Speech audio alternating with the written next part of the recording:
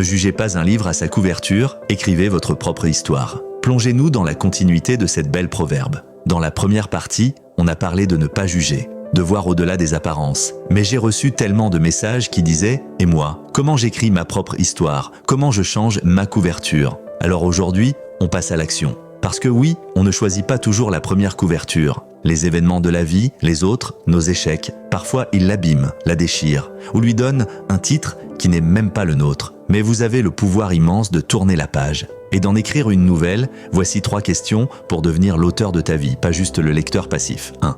Quel est le titre que tu veux vraiment? Pas celui qu'on t'a donné, l'anxieux, le pas à la hauteur, celui qui ne finit jamais rien, mais ton titre à toi, celui de tes rêves, l'artisan de sa liberté, la battante, celui qui apprend de chaque chute. Choisis-le maintenant dans ta tête. 2.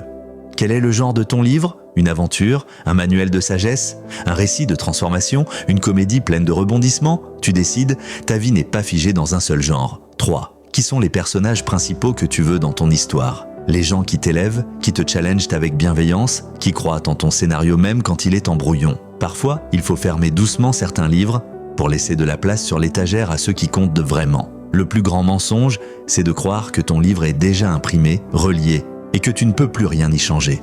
Faux. Tu as une gomme, un stylo et tout l'espace des pages blanches qui viennent. Ton pouvoir n'est pas de changer le premier chapitre.